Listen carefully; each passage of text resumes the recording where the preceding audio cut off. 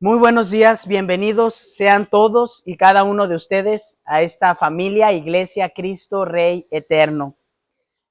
Estamos en una serie de predicaciones que hemos titulado Un profeta milagroso. Si no has podido seguir toda la serie, la tenemos en grabaciones en nuestro canal de YouTube y en este momento también damos la bienvenida a aquellos que nos acompañan en la transmisión en vivo.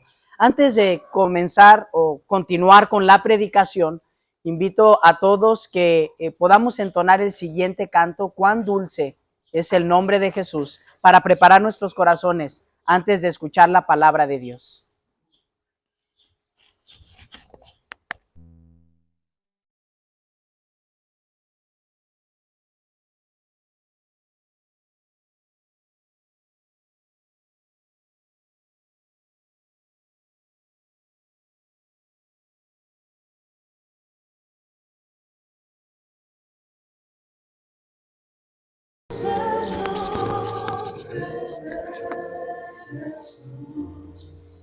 Es para el hombre fiel,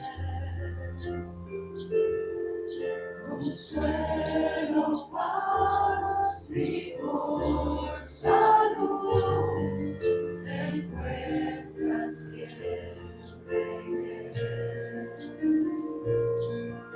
Al pecho herido fuerzas da y calma el corazón. El alma hambrienta es cual maná que alivia su aflicción. Tan dulce nombre es para mí, de dones plenitud. Laura que nunca exhausto vi, de gracia y de salud.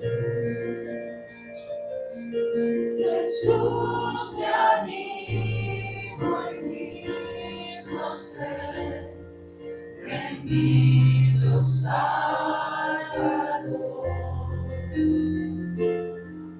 Mi vida y luz, mi eterno bien, acerca mío. Si estuve ahora mi alma, cuando en la gloria esté,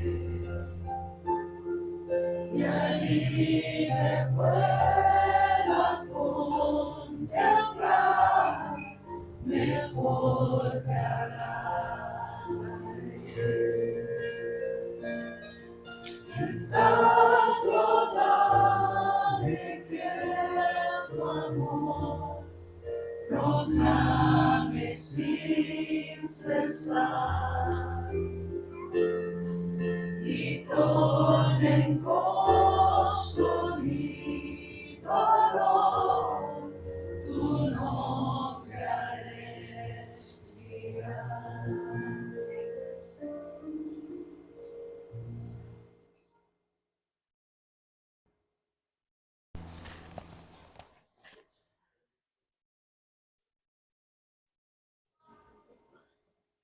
La serie en la cual estamos se titula Un profeta milagroso y te invito a que vayamos a lo más importante en este tiempo de predicación, que es la lectura de la palabra de Dios.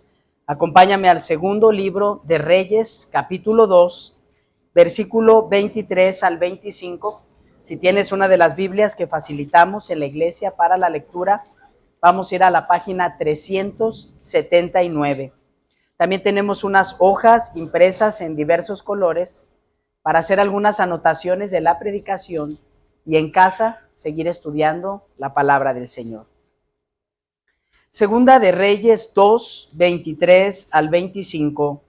Escucha con atención la palabra de Dios. Dice así: De Jericó, Eliseo se dirigió a Betel. Iba subiendo por el camino cuando unos muchachos salieron de la ciudad y empezaron a burlarse de él. Anda, viejo calvo, le gritaban. Anda, viejo calvo. Eliseo se volvió y clavándoles la vista, los maldijo en el nombre del Señor. Al instante, dos osas salieron del bosque y despedazaron a 42 muchachos. De allí, Eliseo se fue al monte Carmelo y luego regresó a Samaria. Vamos a orar. Padre, ahora que estamos delante de la exposición de tu santa y divina palabra, ruego que sean gratos los dichos de mi boca y las meditaciones en nuestros corazones delante de ti, roca nuestra y redentor nuestro. Amén. Comes y te vas. Fue la famosa declaración que dio vuelta al mundo, convirtiendo a México en la burla a nivel internacional. Para aquellos que no lo recuerdan, era marzo del año 2002. México era la sede de una cumbre de naciones y por ese tiempo una conversación telefónica se hizo pública. Se trataba del entonces presidente de México solicitando al mandatario de la isla de Cuba varios favores. Entre ellos estaba el famoso comes y te vas. Algo que a nivel internacional y entre mandatarios no solo era una falta de respeto. Cuba lo tomó como una burla por parte de México y al final el presidente de México fue la burla internacional. Pregunta número 1 en tu hoja: ¿se han burlado de ti? ¿Cómo te sentiste cuando experimentaste eso? Eliseo, el profeta de Dios, recibe una burla, un comentario doloroso, profundo, según las consecuencias que leemos en el texto, el cual no estaba dispuesto a soportar. Las consecuencias serían graves para los burlones. Y estos versos nos invitan a reflexionar en esta mañana acerca de la burla, pero en dos sentidos. El primero de ellos, el punto 1 romano en tu hoja, completemos la palabra grave, lo grave de la burla. Esto lo leemos en el versículo número 23, donde dice: de Jericó, Eliseo se dirigió a Betel. Iba subiendo por el camino cuando unos muchachos salieron de la ciudad y empezaron a burlarse de él. Anda, viejo calvo, le gritaban. Anda, viejo calvo. Al llegar al final de este capítulo número 2, en el segundo libro de los Reyes, de nuevo se nos repite en varios lugares. La geografía bíblica tiene importancia y más cuando en un capítulo constantemente se repiten lugares. Al comenzar el capítulo, hay dos profetas, Elías y su ayudante Eliseo, y este Eliseo se resiste a dejar solo a Elías. Él le acompaña hasta el final para recibir una doble porción de su espíritu. Se trasladan de la ciudad de Gilgal a Betel, y esto puedes leerlo en el versículo número 2 de este mismo capítulo. Luego en el versículo 4 nos dice que se traslada de Betel a Jericó. Luego llegan a otro lugar, al río Jordán, según es narrado en el versículo 6, donde se manifiesta la separación entre el profeta Elías y Eliseo. Elías es llevado en un torbellino al cielo y la transferencia, por así decirlo, de la estafeta ministerial para Eliseo. Eliseo regresa por el mismo camino y comienza de la misma manera, tomando la capa de Elías y separando el río Jordán.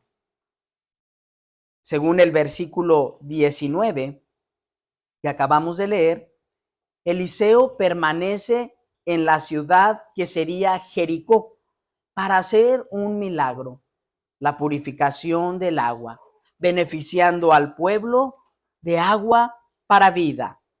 Y estos dos episodios en la historia, estas dos secciones del capítulo 2, ya la hemos analizado en predicaciones anteriores. En el pasaje a tratar el día de hoy, Eliseo se encuentra en el camino que va de Jericó a Betel, es decir, que regresa por la ruta que Elías le había llevado. Ahora, ¿cuál es esa ruta? Pues para darnos un poco de idea, completemos con algunas flechas el punto 2 en tu hoja, completemos la ruta de Eliseo. Y vamos a ver el primer lugar donde está ahora Eliseo es el río Jordán, y del Jordán se traslada a Jericó, y de Jericó va para Betel, y según el versículo 25, también iría al Carmelo, al Monte Carmelo, y del Monte Carmelo a la capital de la ciudad o del pueblo de Israel, que sería Samaria. Hay una ruta que Elías había dejado y ahora Eliseo regresa por la misma ruta, y esta ruta geográfica nos sigue guiando a través de la narración del libro. Ahora Eliseo se tiene un firme propósito de ir a la capital de Israel, y en Samaria se presentarán algunos otros retos para este profeta de Dios.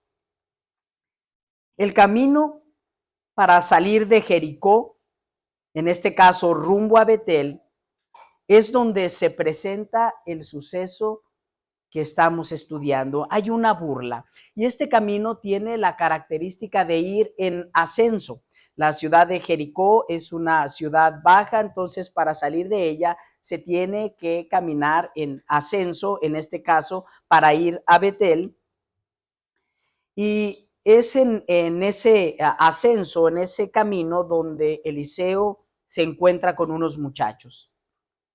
Es interesante en el Nuevo Testamento que Jesús utilizó la imagen de este camino, es decir, el camino a Jericó, para exponer la parábola del buen samaritano.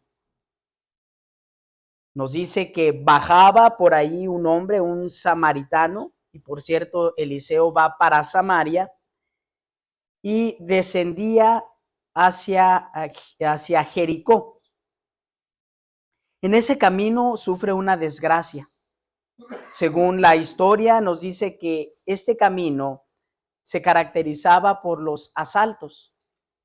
Los asaltantes de camino les era fácil observar desde lejos todo el camino y encontrar el punto preciso donde hacer su fechoría. Era común los asaltos en este camino por muchos siglos, pues podían tener una visión clara de su víctima. Jesús aquí narra entonces en esta misma imagen de este camino la parábola del buen samaritano. ¿Recuerdas en qué pasaje es narrada esta parábola? No es la del hijo pródigo, es la del buen samaritano, así que puedes corregir ahí la pregunta y hay varias opciones. ¿En qué parte del Evangelio? Puede ser Mateo 10, Marcos 10, Lucas 10, Juan 10. Eso es una tarea que tendrás en casa que completar. Pero si por algún momento no quieres quedarte con la duda e ir inmediatamente a la lectura, se encuentra en el Evangelio de Lucas, capítulo 10, es narrada esta enseñanza, la cual te invito puedas leerla en casa también. En este camino de ascenso es que unos muchachos se acercan a Eliseo y le gritan: anda, viejo calvo, sube, viejo calvo. El término hebreo utilizado para muchachos se refiere a jovencitos, a gente inmadura, a pequeños. Tal vez pensando en la edad de esos jovencitos, estaríamos hablando en unos muchachos entre los 15 y los 17 años, gente que ya tiene conocimiento un poquito de la vida, pero que también tienen en muchas ocasiones esa creatividad, ¿verdad? Para aún hasta creativamente ofender. El término también no solo se utiliza para describir a gente menor de edad, sino también en otras ocasiones en los salmos se utiliza para hablar de gente olvidados o gente despreciable, es decir, jóvenes probablemente despreciables. Unos jovencitos, diríamos en nuestro tiempo, malcriados. Algunos comentaristas sugieren que eran chicos cuyos padres despreciaban también al Señor y a su profeta, pues no lo consideraban el profeta de Dios.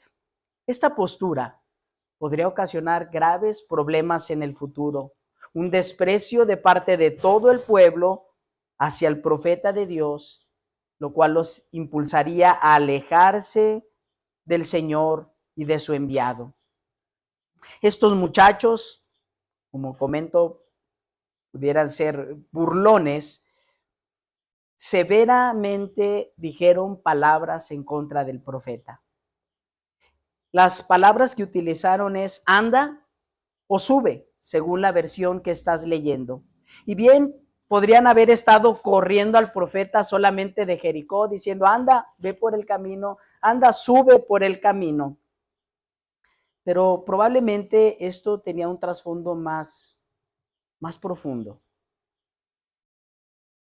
Tal vez ellos no se referían solo al profeta Eliseo. Correrlo de Jericó no ameritaría un castigo tan grave. Tal vez podrían estar haciendo mofa del maestro de Eliseo. Es decir, que realmente se estaban burlando de Elías.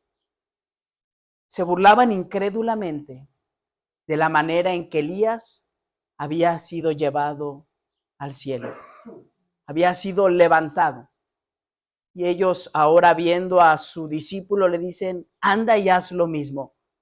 Anda, sube, como había subido Elías. Suben, le decían a Eliseo, como lo había hecho el viejo profeta. Probablemente Eliseo era un varón joven, pero el profeta viejo, que es el término o el calificativo que utilizan, anda, viejo calvo, sube. Probablemente se referían más a Elías. En este punto ya tenemos más razones para considerar una burla grave. Se refieren a Eliseo como calvo y es probable que dentro del proceso de ser profeta los hombres rapaban su cabeza a manera de mostrar un voto. De ser así, podría ser que Eliseo tenía afeitada su cabeza, algo considerado por la sociedad de ese tiempo como vergonzoso. Probablemente Elías también había afeitado su cabeza, o es más probable que Elías tenía algún tipo de calvicie. De ser así, entonces la burla fue directamente para el maestro de Eliseo, para Elías, al considerarle un despreciable viejo calvo que subió. No lo veían como un hombre de Dios, no lo veían como el profeta de Dios. Por tanto, la burla no era para Eliseo, quien era el joven profeta. Los chicos malintencionados se estaban burlando de Dios, de la manifestación de su poder a través de Elías, y ahora intentan desacreditar el ministerio de Eliseo.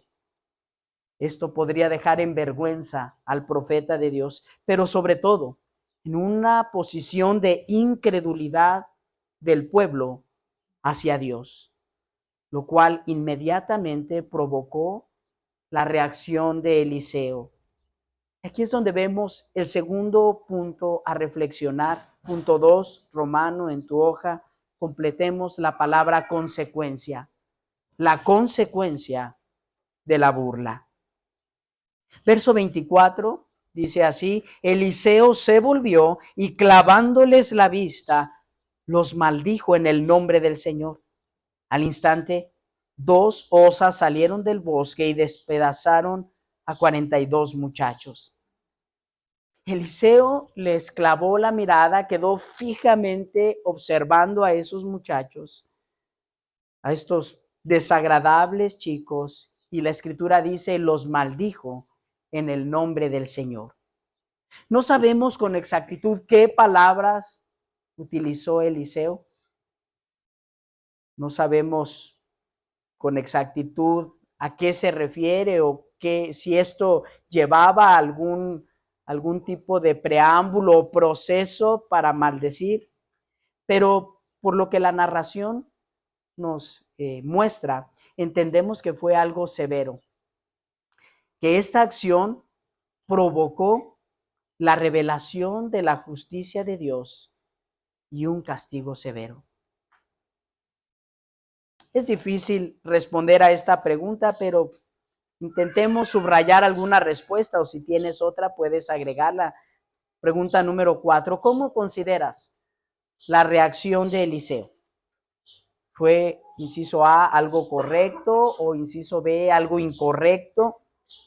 Inciso C, ¿fue algo necesario? Inciso D, ¿fue algo exagerado? Repito, el texto no nos brinda muchos elementos para ubicarnos en una postura moral de lo correcto o incorrecto, pero podemos confiar en lo que la misma escritura declara y en el contexto de esta ocasión, la severidad de las consecuencias. Podríamos expresar que esto fue más que correcto. Tal vez la respuesta adecuada fue necesario. A veces podemos, nuestra mente y lo que vivimos en la sociedad, no podemos captar lo que es verdaderamente correcto e incorrecto. Pero el pueblo de Dios tenemos la guía de la Escritura y podemos confiar que lo que la Escritura declara es lo necesario para nuestras vidas. Pues en la Escritura se declara lo que se demanda del hombre para la salvación. Y la Escritura apunta a la fe en el Hijo de Dios, a la fe en Jesucristo. Y este texto, sin lugar a duda, apunta también a Cristo. Al parecer, estaba en juego no solo el ministerio del nuevo profeta de Eliseo, sino que la burla ridiculizaba al Señor y denotaba desprecio hacia Dios. La severidad del castigo, un par de osas que salieron del bosque e hirieron a 42 jóvenes, revelaba también la gravedad del crimen. Probablemente el término que leemos y golpea nuestra mente es que el profeta maldijo en el nombre del Señor. Maldecir en el nombre de Dios era la expresión de máxima repugnancia, era la execración, era decirlo al peor de los delincuentes. Era una expresión de ira. Maldecir era una sentencia definitiva.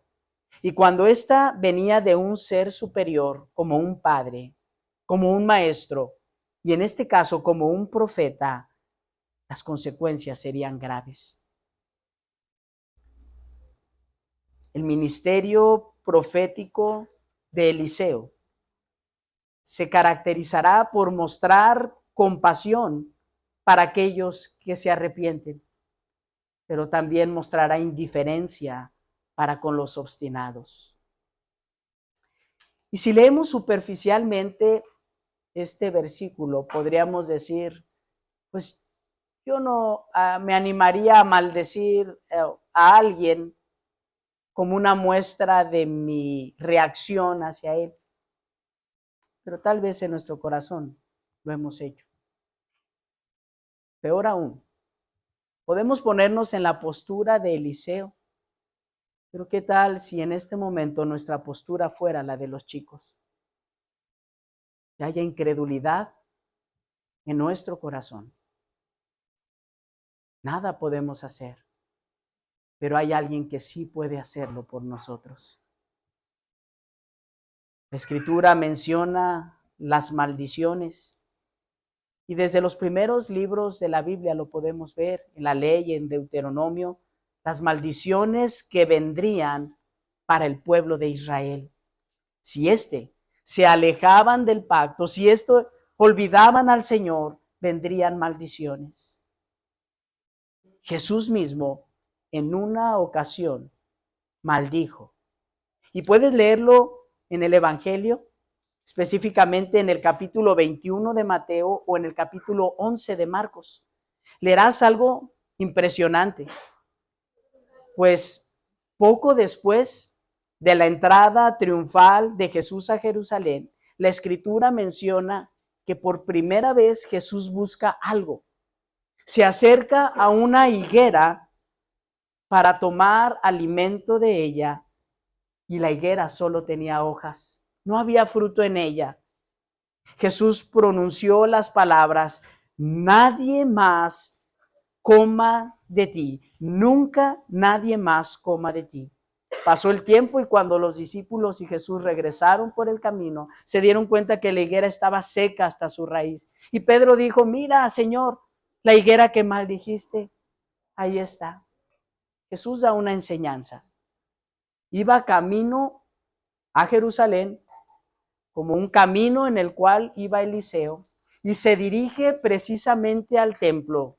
Y en el templo encuentra una higuera llena de hojas, pero sin fruto. Jesús entra al templo y se topa con un intrincado sistema religioso. Se topa con que los fariseos y los maestros de la ley tenían el control del templo, de los sacrificios, que eran sus reglas, que negociaban dentro del templo. Aquellos que deseaban acercarse con verdadera devoción al Señor no se los permitían. Cargas pesadas ponían en ellos. Es bajo esta circunstancia que Jesús muestra el tipo de higuera que era el sistema religioso de su tiempo.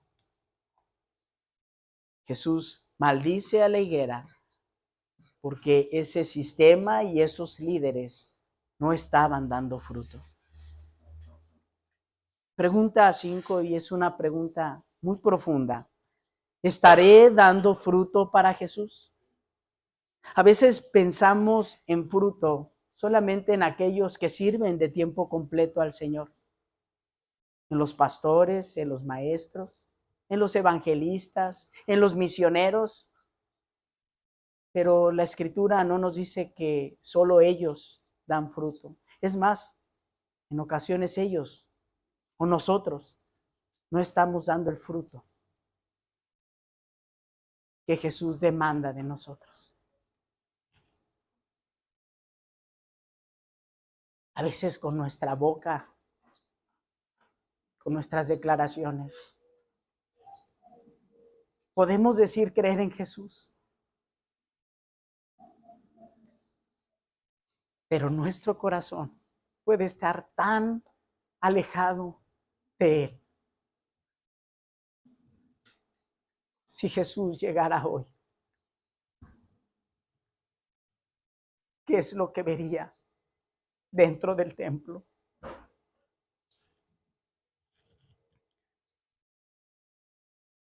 La imagen de la higuera apuntaba a la hipocresía de los religiosos. Y vemos otro acto que Jesús hace y que golpea también nuestra cabeza, porque nos dice que hizo un azote y comenzó a correr del templo a todos aquellos que negociaban con los sacrificios del Señor. Azotes de parte de Jesús, escenas con violencia, escenas al parecer sin compasión. Pero la Escritura nos dice que el celo del Señor consumía el corazón de Jesús. Y amados, ese es el celo que debe consumirnos. Compasión para con los arrepentidos, severidad para con los obstinados. Jesús, durante su ministerio, ordenó a sus discípulos a bendecir y a no maldecir. Su enseñanza fue una realidad en los momentos más difíciles de su vida terrenal. Estando en la cruz, en 3 ocasiones, Jesús sufrió la burla. Los gobernantes se burlaban de él. Los soldados se burlaban de él. Uno de los criminales se burló, él le insultó diciendo: anda, si eres el Hijo de Dios, baja de la cruz, sálvate a ti mismo y sálvanos a nosotros. A diferencia de Eliseo, cuya burla fue: sube. A Jesús le dijeron: baja. Eliseo maldijo a los burlones. Jesús enmudeció. Jesús bendijo a los burlones, pues otro de los que estaban siendo crucificados dijo: ni aún en este momento te arrepientes. Aquí está el Hijo de Dios. Nosotros merecíamos este castigo, pero este buen hombre, ¿qué mal ha hecho? Jesús, acuérdate de mí cuando vengas en tu reino. Y Jesús le hace una promesa que está abierta para todos aquellos que con arrepentimiento y fe venimos a la cruz. Hoy estarás conmigo en el paraíso. ¿Qué diferencia? Amados, los 2 hombres fueron unos burlones, pero Jesús decidió salvar a uno de ellos. Tú y yo, en algún tiempo, nos burlamos de Jesús con nuestro pecado. ¿Y qué hizo Jesús con nuestra burla? Jesús cargó la maldición que tú y yo merecíamos. En Gálatas capítulo 3, versículo 13, y está al final de tu hoja, nos dice que Cristo nos rescató de la maldición de la ley al hacerse maldición por nosotros. Pues está escrito: maldito todo el que es colgado en un madero.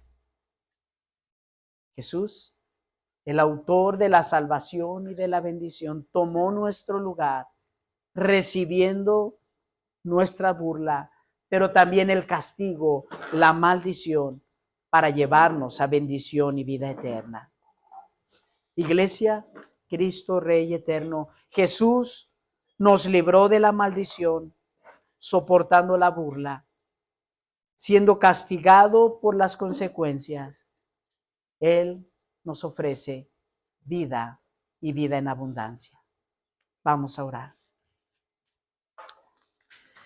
Bendito y justo Padre Celestial, aquellos que se burlan de ti merecen la muerte. Por tu gracia, Señor, de entre los burlones, me has llamado y has llamado, Señor, a un pueblo para mostrarnos tu luz y salvación. Y ahora no es la burla, Señor, en nuestro diario vivir. Ahora es el gozo y la alegría de que te hayas revelado a nuestros corazones. Señor, sin Cristo merecemos la muerte. Sin Cristo merecemos el castigo. Sin Cristo merecemos la maldición y el peor de los destinos. Pero es por nuestro Señor Jesús, quien tomó nuestro lugar cargando con la maldición del pecado y la burla en la cruz, ofreciendo su cuerpo en sacrificio, un sacrificio perfecto y único en el cual el mundo tiene salvación. Es por esta gracia, Señor, que podemos ser capacitados para bendecir, para soportar la burla por la fe y para caminar tras las huellas de nuestro amado Salvador, en nombre de quien pedimos todo esto. Amén.